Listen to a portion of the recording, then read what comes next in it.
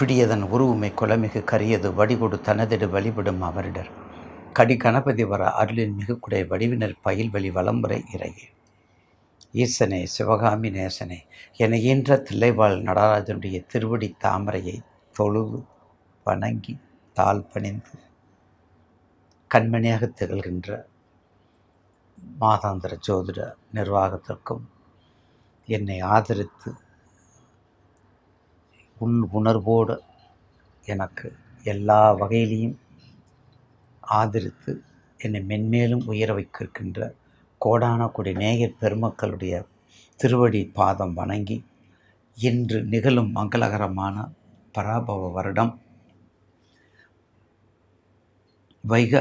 பராபவ வருடம், அதாவது 15/5/2026 வெள்ளிக்கிழமை ஆகிய உத்தராயணமும் வசந்த ருதுவும் மங்களகரமான மாதமாக வைகாசி மலர்கின்றது. பேரே வைகாசி.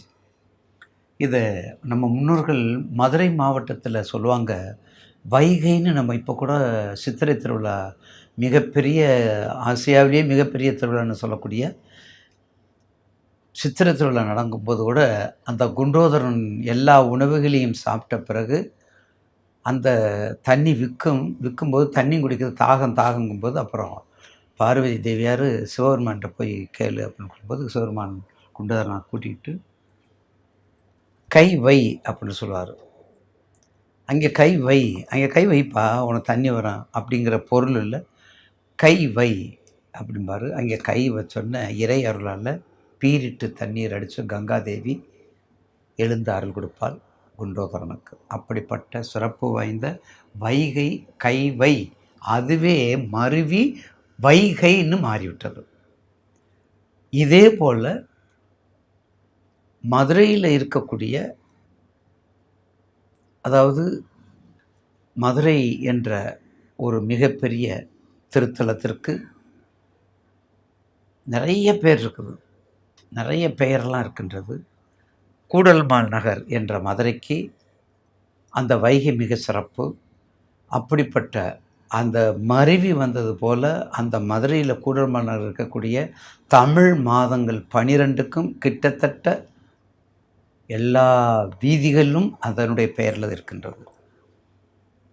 அதே போல் இந்த மாதம் மிக சிறப்பு பெற்ற வைகாசி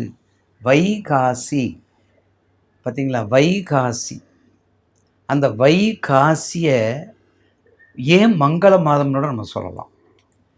ஏன் மங்கள மாதம்னா காசு. என்ன மாப்பிள்ளை பொண்ணு பிடிச்சிருக்குதா, வைடா காசை. இதுதான் வைகாசி.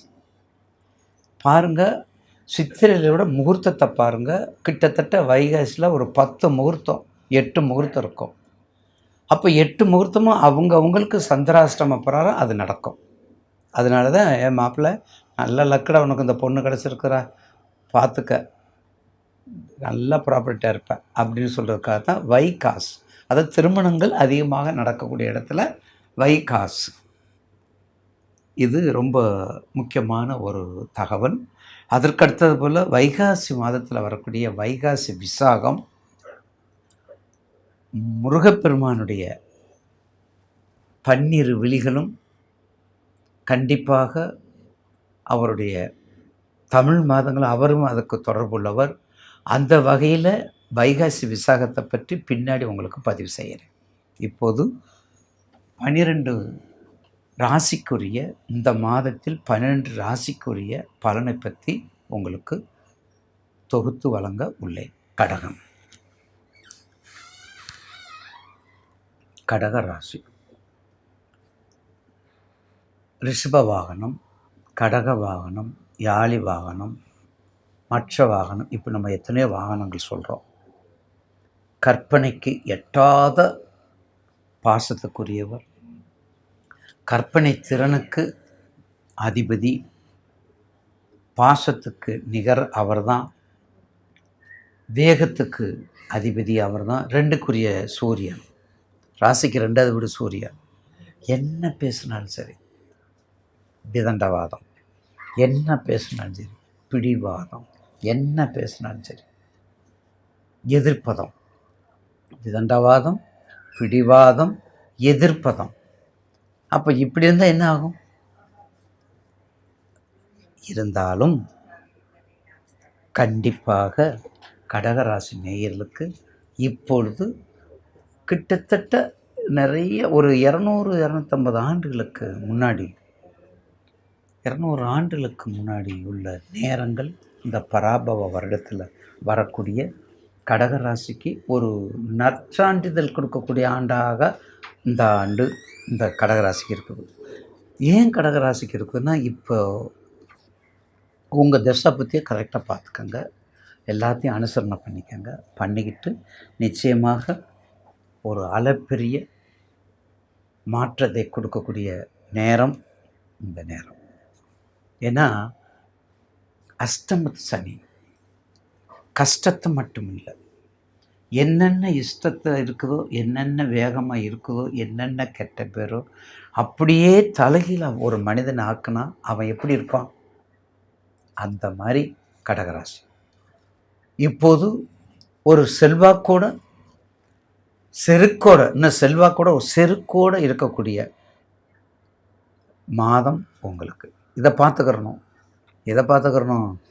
உங்கள் தசா புத்தி, உங்கள் லக்கணத்துக்கு யார் சனி சம்மந்தப்பட்டவங்க இருக்கக்கூடாது. கடக லக்கணத்துக்கு சனி, ராகு, கேது என்றைக்குமே பாவிகள். கடக லக்கணம் இல்லை, சிம்ம லக்கணமும் அப்படித்தான், விருச்சக லக்கணமும் அப்படித்தான். விருச்சக ராசி, கடகராசி, சிம்ம ராசி பாவிகள், பயங்கரமான பாவிகள்.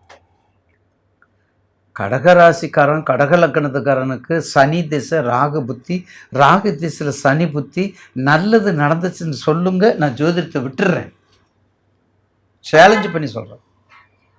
அப்படிப்பட்ட மோசமான டீம் இது. ஒளி கிரகம், இது ஷேடு, இது நிழற்கிரகம். இருள் ஒளி ஒன்று சேராது. அதனால தான் கடகம் 7வது வீடு பாருங்கள். கடகத்துக்கு சிம்மத்துக்கும் பாருங்கள், மேரேஜ் லேட்டாக நடக்கும், நடந்தால் லவ் மேரேஜ் நடக்கும், சீக்கிரம் நடக்கும், 2வது தர்மமாக மாறி போயிடும்.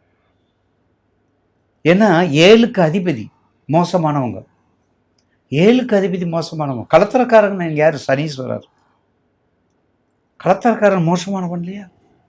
அதனால தான் ரொம்ப கவனத்தோடு இருக்கணும். இந்த தசா பற்றி நடக்கிறவங்க வெளிநாட்டுக்கு நீங்கள் ட்ரை பண்ணுங்க.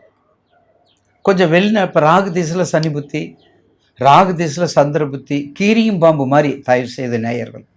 ராகு சந்திரன், சந்திரனில் ராகு, இல்லை கேதுல சந்திரன், சந்திரனில் கேது, இல்லை சனியில் சந்திரன், சந்திரனில் சனி. இந்த டீம் வரும்போது மிக மிக கவனமாக இருக்கணும். நான் ஏற்கனவே பலமுறை சொல்லியிருக்கிறேன்.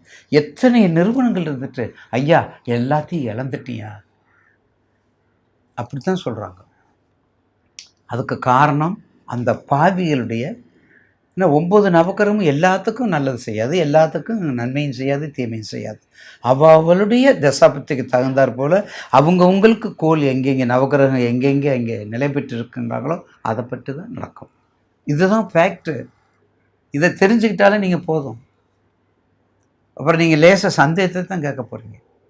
என்னென்ன கிரகம் உங்கள் லக்கணத்துக்கு யோகாதிபதி, பாவாதிபதி, யார் உங்களுக்கு நல்லதை செய்வா, யார் கெட்டதை செய்வா, இதை நீங்கள் தெரிஞ்சுக்கங்க. சந்தேகம் வந்தால் கேளுங்க, அதில் மாற்றுக்கருத்து இல்லை. அப்போ நீர் சம்பந்தப்பட்ட தொழில் அத்தனை தொழிலும் கிங்கு. திருமணம் போய்கிட்டே இருக்கும், புத்திர பாக்கியம், என்ன தடையாக இருந்தாலும் உங்களுக்கு வந்துடும். அடுத்த தொழில் ரீச் ஆகும். கடகத்தில் உச்சம் பெறாருங்க, கடகத்தில் குரு உச்சம் பெறாரு. கிட்டத்தட்ட இந்த மாதம் எண்டுக்கு வந்துடுறாரு, கடகத்தில் உச்சம் பெறாரு. அதாவது மற்ற ராசியோட கடகத்தில் உச்சம் பெறாருன்னா அது யாருக்கு? அந்த குரு யார்? 6க்கு 9க்குரியவர், தனுசுக்கு மீனத்துக்குரியவர். அதனால தான் உங்களுக்கு சிறப்பு. முதல்ல கொஞ்சம் கஷ்டமாக இருக்கும், அப்புறம் நல்ல பாக்கியத்தை கொடுப்பார். அகலக்கால் ரொம்ப வச்சிடாதீங்க. ஏன்னா குரு என்ன செய்வார்? குரு பார்த்தால் கோடி பாவம் நிவர்த்தி. குரு பார்க்குற இடத்த செல்வத்தை கொடுப்பார், குரு பார்க்குற இடத்த வளத்தை கொடுப்பார், குரு பார்க்குற இடத்துல எல்லா அனுகூலமும் நடக்கும். அப்போ குரு இருக்கிற இடத்துல என்ன செய்வார் அப்படின்னு நீங்கள் கேட்பீங்க. சார் சுவரை வச்சு தான் சார் சித்திரை எழுதணும், அப்போ குரு நல்லா இருந்தால் தான் சார் எல்லாத்தையும் பார்க்க முடியும் அப்படின்னா என்ன அர்த்தம்? அங்கே ஸ்டாண்டு பண்ணணும். அங்கே வந்து ஸ்டாண்டு நல்லா அடிக்கணும். போல்ட்டை போட்டு நல்லா அடிக்கணும். போல்ட்டை போட்டு அடித்து சிக்கனமாக நல்லா ஸ்ட்ராங்காக இருந்தால் தான் அதை பார்க்க முடியும். இல்லைன்னா காற்றுல பிச்சுட்டு போயிடுவார்ல. இல்லைன்னா காற்றுல பிச்சுட்டு போயிடுவார். அதனால் கடகராசி நேயர்களுக்கு நிச்சயமாக உங்கள் சம்மந்தப்பட்ட தொழிலில் கொஞ்சம் அகலக்கால் வைக்காமல் பண்ணிட்டு வாங்க. அதாவது பாதிப்பு குறையும். கண்டிப்பாக பாதிப்பு குறையும். எல்லா வகையிலையும் முன்னேற்றத்தை கொடுக்கும். கடகராசி நேயர்களுக்கு இந்த மாதம் மிக அற்புதமான மாதமாக மாறும். புனர்பூசம், பூசம், ஆயில்யம். புனர்பூசம், பூசம், ஆயில்யம் 3 நட்சத்திரம்.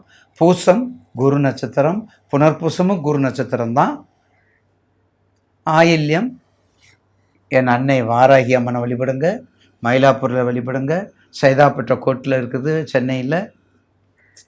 தஞ்சாவூரில் இருக்கார். பலூரில் இருக்காங்க. பலூர்னால் இங்கே காஞ்சிபுரம். திருவாலங்காடு பக்கத்தில் இருக்காங்க.